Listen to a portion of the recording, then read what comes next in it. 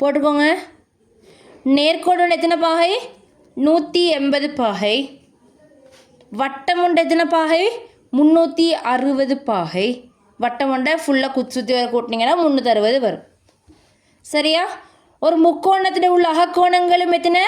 360 பாகை.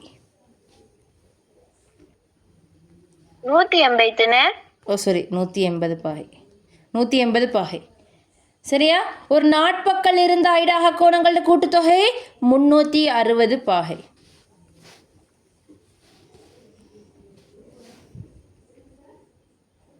சரியா?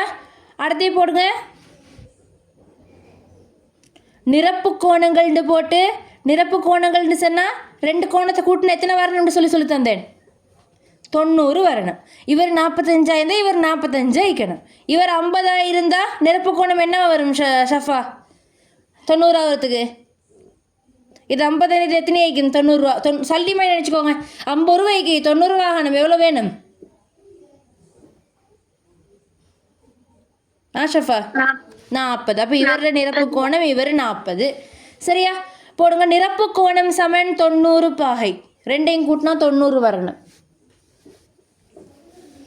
நீங்க நிரப்பு கோணம் நேர்கோணம் தானே படிச்சு தந்தீங்க? இது எழுத சொல்றேன். இப்ப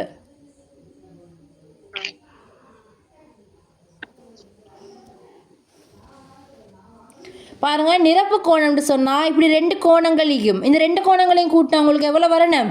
90 வரணும். சரியா? இப்ப இவர் உங்களுக்கு 30 இருந்தாலும் இவர் எவ்வளவு வைப்பாருன்னா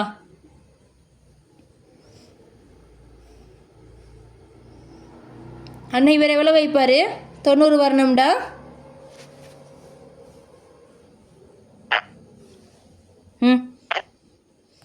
வாய்ஸ் ஸ்ட்ரக் ஆகுது. எவ்வளோ வைக்கணும்? 60 வைக்கணும். விளங்கிச்சா? இத்தனை நிரப்பு கோணம் ஜோடி. அடுத்து போடுங்க. மிகை நிரப்பு கோணம் 180 பாகை. மிகை நிரப்பு கோணம் 180 பாகை. மிகை நிரப்பு கோணம் 180 பாகை. மிகை நிரப்பு கோணம் 180 பாகை. அப்படின்டா உங்களுக்குள்ள இந்த 2 கோணத்தை நீங்கள் கூட்டினீங்கன்னு சொன்னால் உங்களுக்கு எத்தனை வரணும்? 180 வரணும். போடுங்க. மிகை நிரப்பு கோணம் சமன் 180 பாகைன்னு போட்டு இது எழுதிக்கோங்க.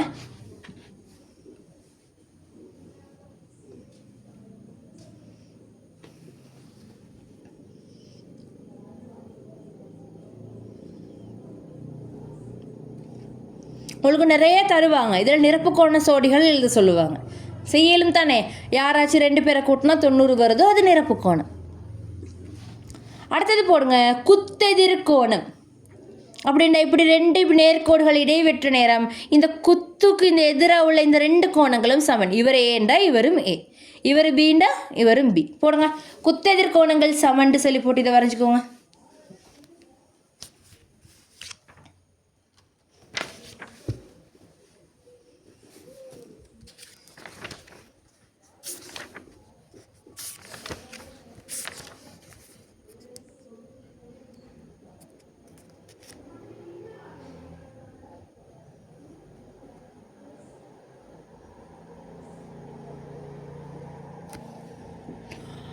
அடுத்தது ஒத்த கோணம்னு போடுங்க. ஒத்த கோணம். ஒத்த கோணம்னா இப்படி எஃப் மாதிரி உள்ள ஷேப்பில் வர கோணம்.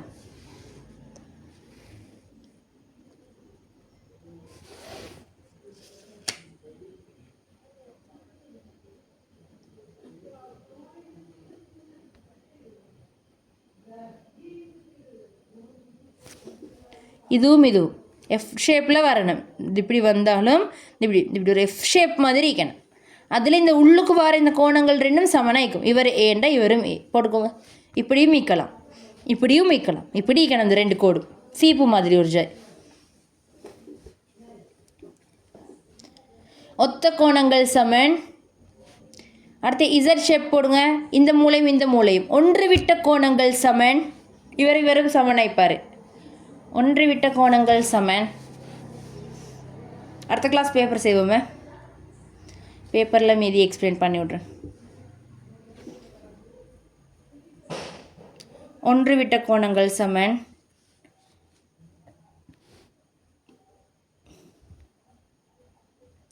அடுத்து நேய கோணம்னு போடுங்க. நேய கோணம் நேய கோணம்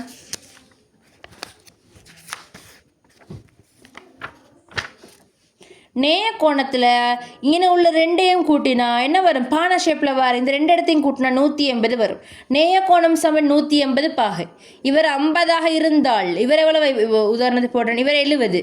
70 இவர் எத்தனை ஆயிக்கணும்? 80 ஆயிக்கணும். அப்போ தான் நேய கோணம் 180 வரணும். ரெண்டையும் போட்டு கூட்டினா.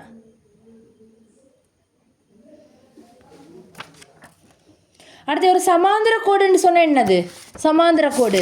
சமாந்திர கோடுகள்னு சொன்னால் இப்படி ரெண்டு கோடுகள் இருக்கும். இந்த ரெண்டு கோடுகளில் இந்த இடைவெளிக்குது எல்லா இடத்துல உள்ள இந்த செங்குத்துயரமும் சமனானதாக காணப்படும். அப்படி உள்ள கோடு ரெண்டு தான் சமாந்திர கோடுகள்னு சொல்லி சொல்கிறேன். போட்டுக்கோங்க அந்த பாயிண்ட்டு. சமாந்திர கோடுன்னு போட்டுட்டு இரண்டு நேர்கோடுகளுக்கு இடையில் உள்ள செங்குத்து தூரம்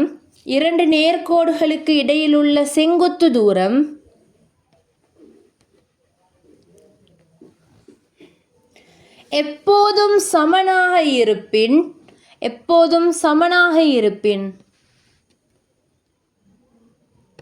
சமாந்திர கோடுகள் எனப்படும்.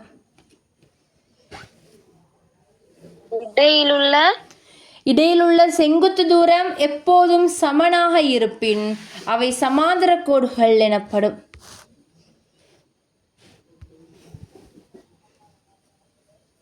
செங்குத்து கோடுகளா?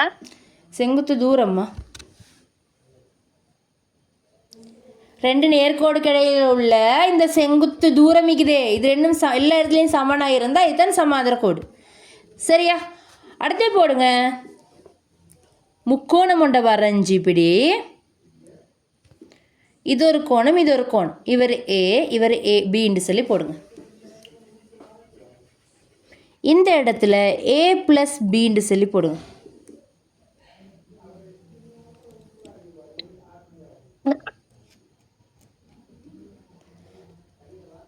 சரியா? இதை போட்டுட்டு எழுதிக்கோங்க. அகத்தெதிர் கோணங்கள் சமன் புறக்கோணம். அகத்தெதிர் கோணங்கள் சமன் புறக்கோணம் சொல்லித்தரேன்னு எழுதுங்க. அகத்தெதிர் கோணங்கள் சமன் புறக்கோணம். என்னன்னு சொன்னால் ஒரு முக்கோணம் ஒன்றுட ஏதாச்சும் ஒரு பக்கத்தை இப்படி வெளியே நீட்டுற நேரம் வார இங்கே வெளியால் உள்ள இந்த புறக்கோணம் அதுக்கு உள்ளுக்குள்ள கோணம் இருக்குதே அதுக்கு எதிராக உள்ள ரெண்டு கோணங்களையும் கூட்டுறதுக்கு சமனாய்க்குமா. இவர் 10 இவர் 20 இருந்தால் இவோ ரெண்டு பேரையும் கூட்டி வர விடத்தான் இவருக்கு வரும். விளைஞ்சா என்னது? இங்கே உள்ளவர் இல்லை, அவரோட உள்ள கோணம் இல்லை. அது இல்லாமல் முக்கோணத்துக்குள்ள உள்ள 2 கோணத்தையும் கூட்டுறது இந்த வெளியால் உள்ள கோணத்துக்கு சமனாய்க்கும். இங்கே பாருங்கள், இப்படி தந்திக்குது முக்கோணத்தை. சரியா? இங்கே 20 இங்கே 40 ஒன்று தந்திக்குது. இப்போ இவர் எவ்வளோ வைப்பார்?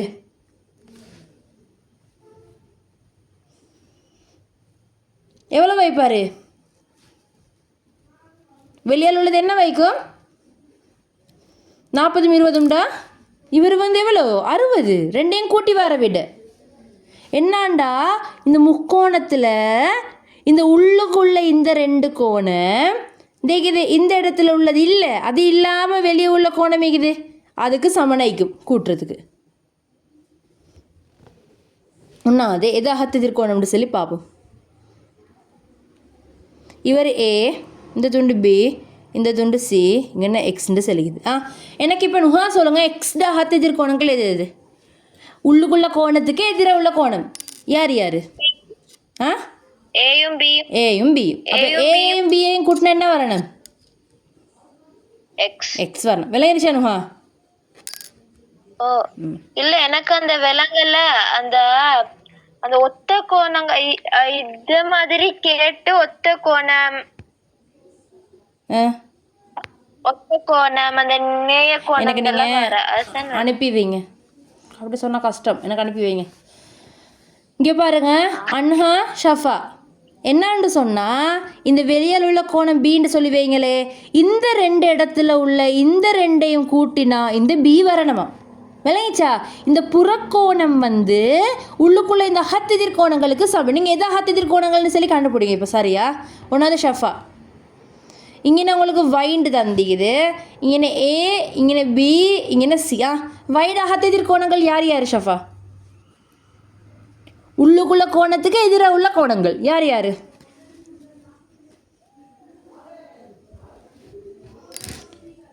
ஷஃபா இங்கே உள்ள புறக்கோணம் எது? வெளியால் உள்ள கோணம் எது ஷஃபா? எது வெளியே உள்ள கோணம்? இங்கே புறக்கோணம் வை வை. வைடு அகக்கோணம் எது? இது. ஆனால் உங்களுக்கு வைடு அகத்தெதிர்கோணம், வைடு அகத்தெதிர்கோணம் உள்ளுக்குள்ள கோணத்துக்கு எதிராக உள்ள கோணங்கள் எது? சியும் பியும். இப்போ என்ன நம்ம சொல்கிறாங்க ஷஃபா? இந்த சியையும் பியையும் கூட்டினா வை வருமா? விளங்கிச்சா? அகத்தெதிர் கோணங்களை கூட்டினா இந்த வெளியால் உள்ள புறக்கோணம் வருமா? விளங்கிச்சா? இப்போ உங்களுக்கு என்ன ஏ 10, பி 20, வை 30, சி 30ன்னு சொல்லி தந்திக்கிட்டு வைங்களே. இப்போ நீங்கள் சொல்லுங்கள் ஷஃபா, எனக்கு வை என்ன வைக்கும்? சும்மா தந்திக்கிறேன். என்ன வைக்கும்?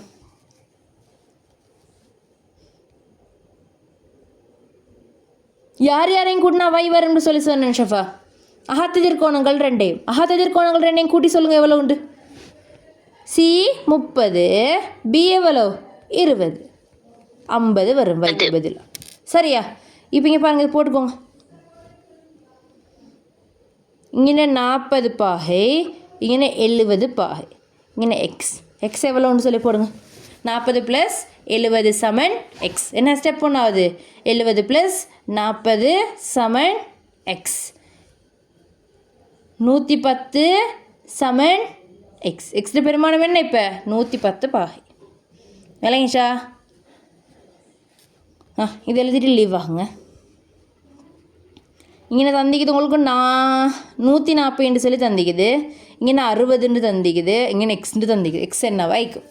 எக்ஸையும் 60 கூட்டினா தான் 140 வரணும். அப்போ எக்ஸ் என்ன வைக்கும்னு சொல்லி கண்டுபிடிக்கணும்.